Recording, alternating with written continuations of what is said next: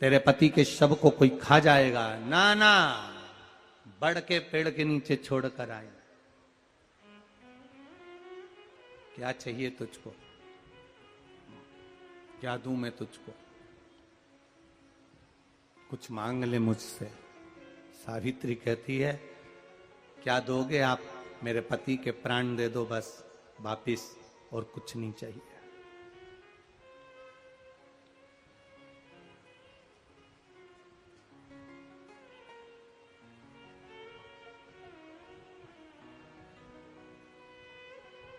But Savitri की अमावस्या के दिन किसी एक माता ने सीहोर आश्रम पर एक मैसेज भेजा, और उस मैसेज में लिखकर भेजा कि गुरुजी से पूछना, हम भी तो पति की इतना मानते हैं, पति का सम्मान करते हैं, पति को आदर देते हैं, तो हम भी सावित्री की गिनती में आते कि नहीं आते?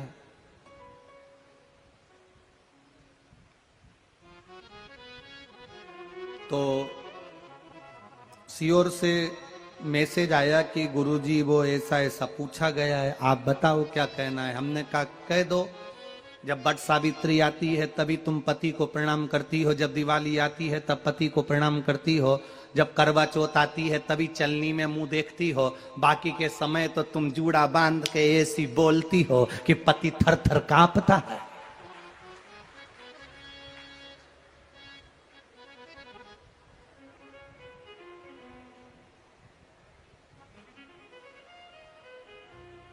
केवल एक करवा चौथ का दिन ऐसा होता है कि चलनी में पति का मुंह देखती हो।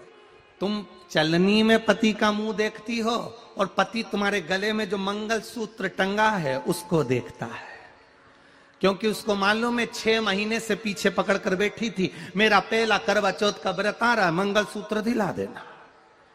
मेरा पहला करवा चौथ का व्रत आ रहा है, मंगल सूत्र दिला देना। बेचारे ने ना जाने कहां कहां से कर्जा कर कर इतना बड़ा मंगल सूत्र दिलाया, लाल लाल मोती और इतना बड़ा पेंडिल लटक रहा। तुम चलनी में मुंह देख रही हो, तुम्हारा मंगल सूत्र देख रहा 80,000 का है।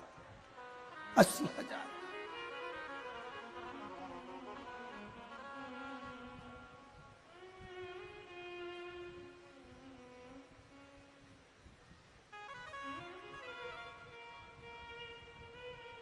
सोलह श्रृंगार में नारी के हाथ की चूड़ी का कलर अलग हो सकता है, चूड़ी की डिजाइन अलग हो सकती है, चूड़ी अलग हो सकती है, चूड़ी महंगी सस्ती हो सकती है, मंगलसूत्र की कीमत ऊंची नीची हो सकती है, पांव की बिछुड़ी की कीमत ऊंची नीची हो सकती है, कान के कुंडल की कीमत ऊंची नीची हो सकती है।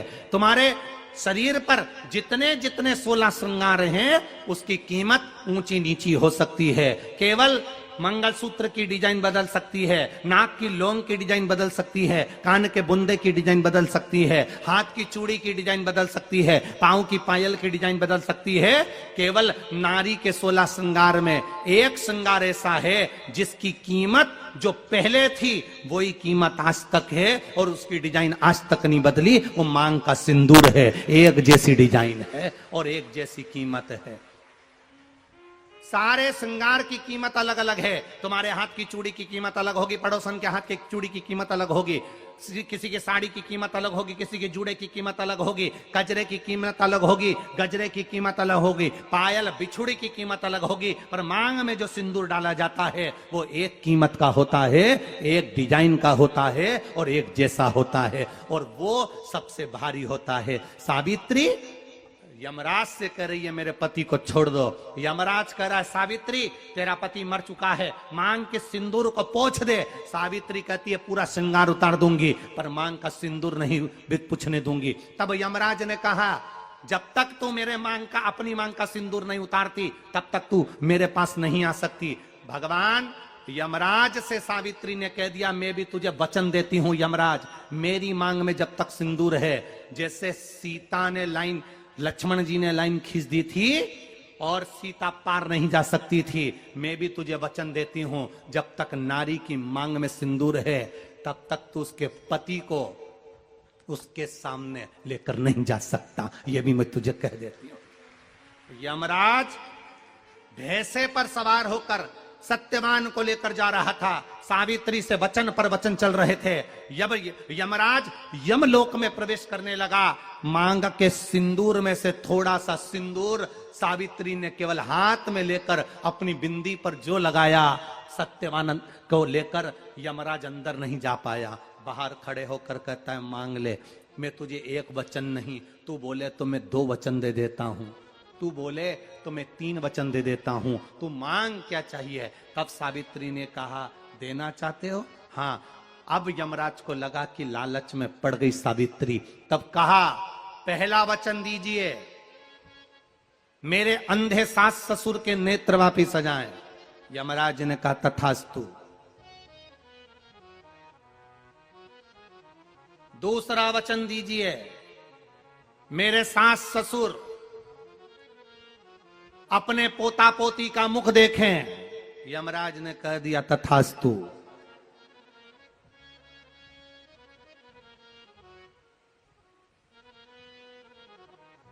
जाओ। यमराज जाने लगे, फिर आग जलने लगी। कहने लगे, अब मैं अंदर क्यों नहीं जा पा रहा हूं। सावित्री कहती है, तुमने वर दिया है, मेरे सास ससुर पोता पोती का मुख देखें, उनके बेटे को तुम ले जाओगे तो पोता पोती कहां से होगा, छोड़कर जाओ। सावित्री है, पति को वापिस लेकर आ गई। बट सावित्री की अमावस्या के दिन ब्रह्मा जी के मुख से प्रकट हुआ है। सौभाग्यवती नारियां अखंड सौभाग्य के लिए, बट सावित्री का व्रत आप लोग करते होंगे, कई लोग अखंड सौभाग्य के लिए करेंगे, क्योंकि इस बट के पेड़ के नीचे भगवान विष्णु शंकर जी से विनती करे थे वर के लिए, इसलिए अखंड सौभाग्य का देने वाला। जिसका प्रॉपर्टी का झगड़ा चल रहा हो, अदालत में कोई केस चल रहा हो, किसी भी चीज का केस, अदालत में अगर किसी भी चीज की अगर केस चल रहा है, तो बड़ के पत्ते के ऊपर बालू मिट्टी का शिवलिंग बना, बालू रेत का, बड़ के पेड़ के नीचे ही उसकी पूजन करें, उस पे 3 चम्मच दही चढ़ा दें, अपनी मनोकामना कर कर दही चढ़ाकर उस दही को चम्मच में वापस लेकर शंकर जी की पूजन कर कर उसको विसर्जन करें। वो दही जो लेकर आए, जब अदालत कार्रवाई हो और आप केस के लिए अदालत में जाएं, उसको चंदन में मिलाकर तिलक कर कर जाइए, आपका काम विजय प्राप्त होगी, काम फतेह हो जाएगा। बटकेश्वर महादेव का स्मरण करने से कार्य की सिद्धि होती है। जिस बच्चे का एग्जाम में पास नहीं हो रहा हो, अच्छे नंबर नहीं आ रहे हो, वो भी इस दही का तिलक लगाकर जा सकता। बटकेश्वर ऐसे भगवान शिव विराजमान हैं। 16 श्रृंगार में नारी के हाथ की चूड़ी का कलर अलग हो सकता है, चूड़ी की डिजाइन अलग हो सकती है, चूड़ी अलग हो सकती है, चूड़ी महंगी सस्ती हो सकती है, मंगलसूत्र की कीमत ऊंची नीची हो सकती है, पांव की बिछुड़ी की कीमत ऊंची नीची हो सकती है, कान के कुंडल की कीमत ऊंची नीची हो सकती है। तुम्हारे शरीर पर जितने जितने 16 श्रृंगार हैं, उसकी कीमत ऊंची नीची हो सकती है। केवल मंगलसूत्र की डिजाइन बदल सकती है, नाक की लौंग की डिजाइन बदल सकती है, कान के बुंदे की डिजाइन बदल सकती है, हाथ की चूड़ी की डिजाइन बदल सकती है, पांव की पायल की डिजाइन बदल सकती है। केवल नारी के 16 श्रृंगार में एक श्रृंगार ऐसा है जिसकी कीमत जो पहले थी वही कीमत आज तक है और उसकी डिजाइन आज तक नहीं बदली। वो मांग का सिंदूर है, एक जैसी डिजाइन है और एक जैसी कीमत है। सारे श्रृंगार की कीमत अलग, पर मांग में जो सिंदूर डाला जाता है वो एक कीमत का होता है, एक डिजाइन का होता है और एक जैसा होता है, और वो सबसे भारी होता है। सावित्री यमराज से कह रही है, मेरे पति को छोड़ दो। यमराज कह रहा है, सावित्री तेरा पति मर चुका है, मांग के सिंदूर को पोंछ दे। सावित्री कहती है, पूरा श्रृंगार उतार दूंगी पर मांग का सिंदूर नहीं पूछने दूंगी। तब यमराज ने कहा, जब तक तू मेरे मांग का, अपनी मांग का सिंदूर नहीं उतारती, तब तक तू मेरे पास नहीं आ सकती।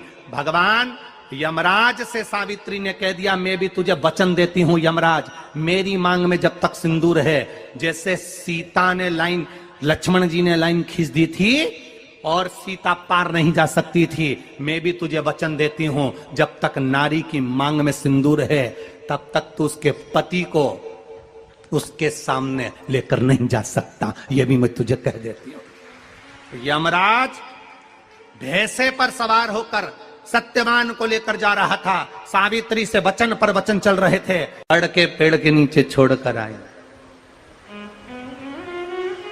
क्या चाहिए तुझको, क्या चाहिए तुझको, क्या दूं मैं तुझको, कुछ मांग ले मुझसे।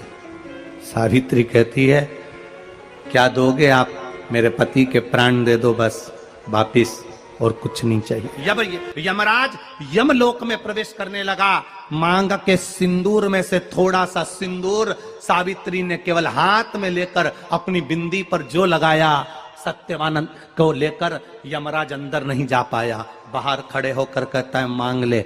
मैं तुझे एक वचन नहीं, तू बोले तो मैं 2 वचन दे देता हूं, तू बोले तो मैं 3 वचन दे देता हूं, तू मांग क्या चाहिए। तब सावित्री ने कहा देना चाहते हो? हाँ। अब यमराज को लगा कि लालच में पड़ गई सावित्री। तब कहा पहला वचन दीजिए, मेरे अंधे सास ससुर के नेत्र वापिस आ जाएं। यमराज ने कहा तथास्तु। दूसरा वचन दीजिए, मेरे सास ससुर अपने पोता पोती का मुख देखें। यमराज ने कह दिया तथास्तु।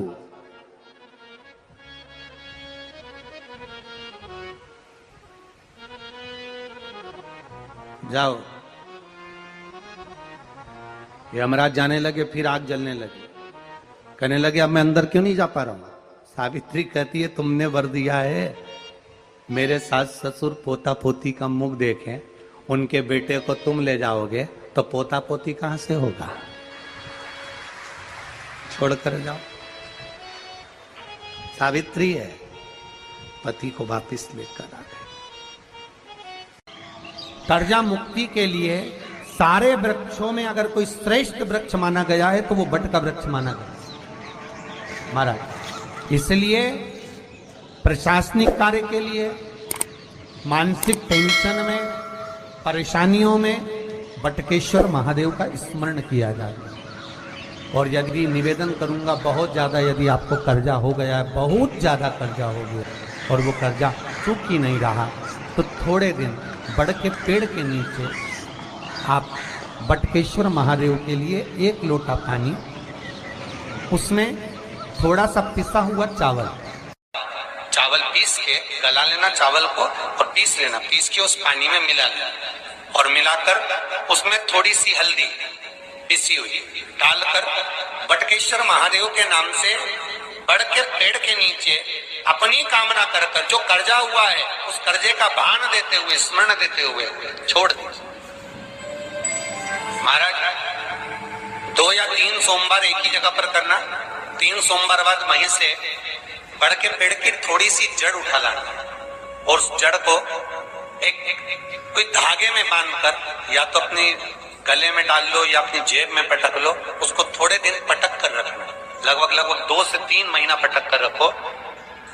वो जड़ जैसे बड़ का पेड़ विस्तार होता है, पानी गिरे ना गिरे, जल वृष्टि हो ना हो, गर्मी पड़े ना पड़े, उसको कोई जो कर्जे में डूबे हैं ना, बहुत कर्जा देना है गुरुजी, बहुत तकलीफ में जिंदगी चल रही। हम बहुत जगह जाते हैं, प्रार्थना करते हैं, निवेदन करते हैं, बहुत जगह जाकर हम कहते हैं, प्रार्थना करते हैं, निवेदन करते हैं, रिटर्न बराबर। हम बहुत जगह जाकर बोलते हैं, बहुत कर्जा है गुरुजी, बहुत कर्जा, बहुत कर्जा। हमने पहले भी कहा कर्जे का मतलब ये कर कर कर जा, उसी का नाम है पहले।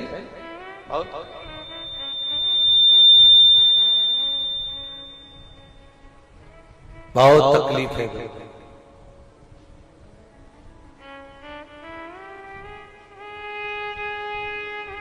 दूध के अंदर कुछ मात्रा में शक्कर मिलाकर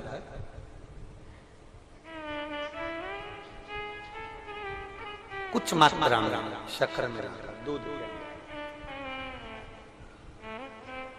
एक बेलपत्र बाबा देवादिदेव महादेव को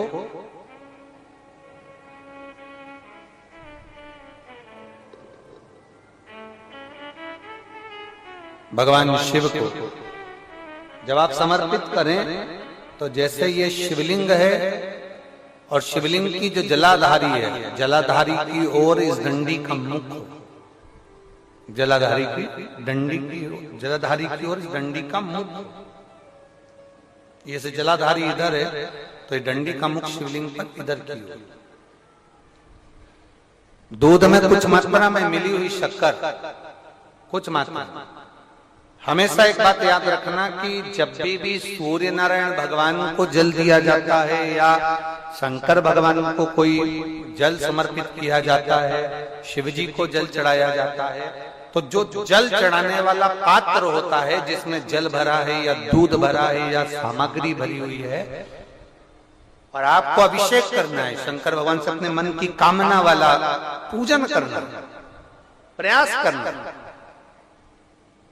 शक्कर डाल दी, कई लोग उसमें दूध में शक्कर को हिला दिए, मिला दिया ना, जल भरा, जल में कुछ आ गया, उंगली डालकर निकाल दिया या कोई पत्ते से या कोई फूल से या कोई सामग्री से निकाल दिया ना। हमने पहले भी कथा में कहा है, वृक्ष से तोड़े हुए फूल, और यहां तक एक कथा में वर्णन किया कि एक फूल ऐसा भी है जो तोड़ा नहीं जाता, जमीन पर गिरा हुआ फूल। कौन सा बताया था? पारिजात। उस फूल को तोड़ा नहीं जाता, वो फूल जमीन पे गिरना चाहिए, जमीन पर गिरेगा, उठाओगे तब शंकर को चढ़ेगा, वो पारिजात का फूल।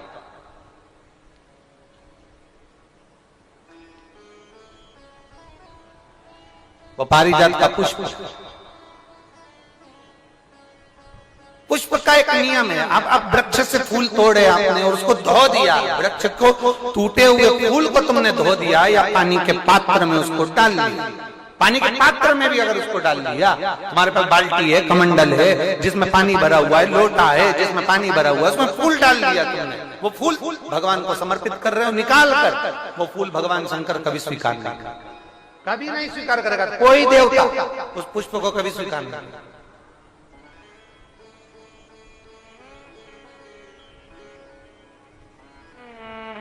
और मैंने तेरे ही बाबा तेरे ही भरोसे, आप विश्वास के साथ उसको भजोगे, उसको विश्वास के साथ रमोगे, वो प्राप्ति होगी। अगर हमने फूल, फिर निवेदन है, दूध चढ़ाने वाले व्यक्ति याद रखना, बहुत कर्जा चूक ही नहीं रहा। आज शिवरात्रि है, 5 शिवरात्रि को आपको ये कर्म करना, 5 शिवरात्रि, 5 के बाद में फिर अपन बात करेंगे। तुम्हारे नगर में जब कथा हो, तुम्हारे आसपास में कथा हो, तब जरूर आना और पत्र लिख कर देना कि 5 शिवरात्रि का उपाय करा था और फल मिला। 5 शिवरात्रि, बेलपत्री की डंडी का मुख जलाधारी की ओर है, दूध में शक्कर मिलाना, शक्कर मिलाने का मतलब है दूध का पात्र, उसमें शक्कर डाल दी, पर हाथ नहीं डाला, चम्मच नहीं डाली, फूल नहीं डाला, उसको हिलाया नहीं गया। यहां तक शास्त्र कहता है शंकर को चढ़ाने वाले जल का जो पात्र होता है, जिसमें जल भरा होता है, जल का जो पात्र होता है, शिव जी को जल चढ़ाने वाला, बहुत अब हम क्या वर्णन करें, बोलेंगे तो आप कहते हो गुरु जी आप तो ना जाने कहां के नियम लेकर आते हो, ना जाने कहां।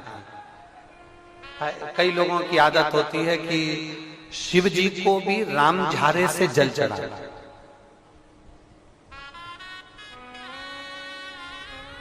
राम झारा देखा है आप लोगों ने? एक इतना बड़ा कलश होता है, उसमें एक टोंटी लगी होती है, एक टोंटी लगी होती है, उसको रामझारा कहते हैं। कई लोग शंकर भगवान पर भी रामझारे से जल चढ़ाते, रामझारे उसमें, क्योंकि जल भर लिया और वो टोंटी लगी, उसमें से पानी डाल, उसमें से जल चढ़ रहा ना। ये जिसने तुमको अकल दी है ना, शंकर भगवान को आप जाओ दूसरी जगह पर चढ़ सकता होगा। मेरे ठाकुर जी को, मेरे राम जी को, मेरे कृष्ण जी को, भवानी माँ को, सबको रामझारे से जल चढ़ा तो चल जाएगा, पर मेरे महादेव को जल रामझारे से नहीं चढ़ता। उसका कारण ये है, आप चढ़ाना है तो श्रृंगी से जल चढ़ा सकते हो, श्रृंगी से जल चढ़ा सकते, मना नहीं। और रामझारे से जल, उसका केवल एक कारण है, रामझारे का जो जल होता है यहां से आने के बाद टेढ़ा मुड़कर जाता है, और मेरा भोला भंडारी तो सीधा सीधा है।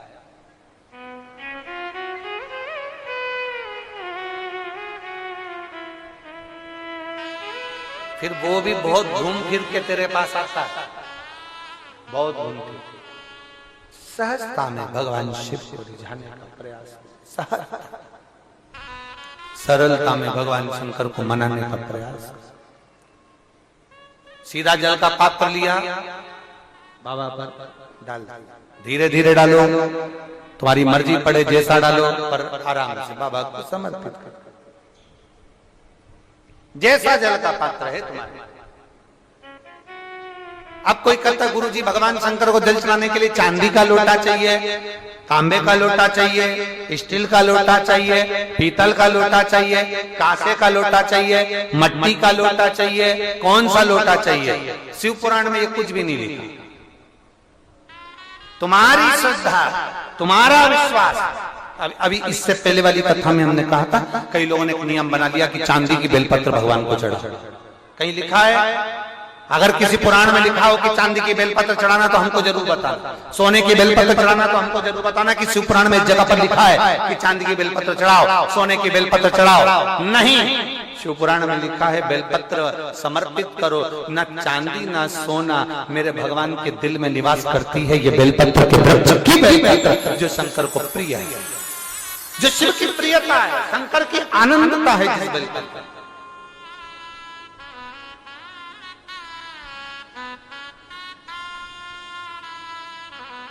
और भोले भंडारी रे दूर करो दुख मेरा, ओ त्रिपुरारी रे दूर करो दुख मेरा।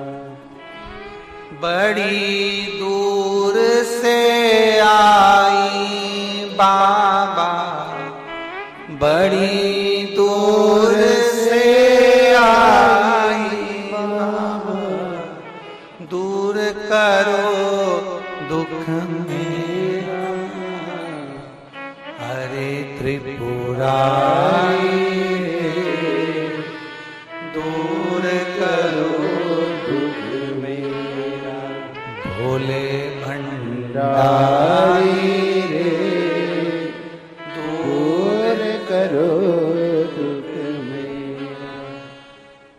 आप समर्पित करें। बेलपत्र की डंडी का मुख इधर, जलाधारी की ओर, जल चढ़ा, दूध चढ़ाया, शक्कर मिला हुआ, और दूध चढ़ाने के बाद में एक छोटे से पात्र में उस दूध को झेल लिया, फिर बाद में जल चढ़ाया। पहले पात्र में दूध को झेल लिया, उसके बाद में जल चढ़ाया, फिर जल चढ़ाया। वो जो दूध लेकर आए उसका एक बिंदी अपने दरवाजे पर या अपनी अलमारी पर या अपने व्यापार के स्थान पर दूध की एक उंगली, मात्र उतना ही दूध लेकर, उसको पीना नहीं है, उतना ही दूध लेकर आना है, केवल एक उंगली जो लग जाए द्वार, और थोड़ा मंदिर से थोड़ा जल्दी आने का प्रयास करना, क्योंकि वो दूध का जो पात्र है ना, कई लोग बहुत चतुर होते हैं, वो सूख जाता है तो उसमें एक्स्ट्रा पानी मिला लेते हैं, जिससे गीला हो जाए फिर चिपका देते हैं। दुनिया में चतुर लोग बहुत सारे पड़े हुए हैं। थोड़ा जल्दी आ जाओ मंदिर से, जिससे वो दूध की एक बूंद जो दूध लेकर आए वो सूखे ना। उस दूध की एक बूंद भी अगर आपने 5 शिवरात्रि कर लिया, 5 शिवरात्रि के बाद बात करेंगे कि कर्जा कितना रह गया और कितना चूका, फिर बात करेंगे, बात विचार कर। वो शिव औघड़ी है, शंभु औघड़ी है, दूध में शक्कर मिलाकर चढ़ाने पर या गुड़ मिलाकर चढ़ाने पर या शंकर भगवान को जो अपन दूध में थोड़ी सी मिष्ठान डालकर जो दूध चढ़ाते हैं ना, उसका फल कितना होता है आप शिव महापुराण में उसको पढ़ सकते हैं, उसका स्मरण कर सकते हैं, उसका अध्ययन कर सकते हैं।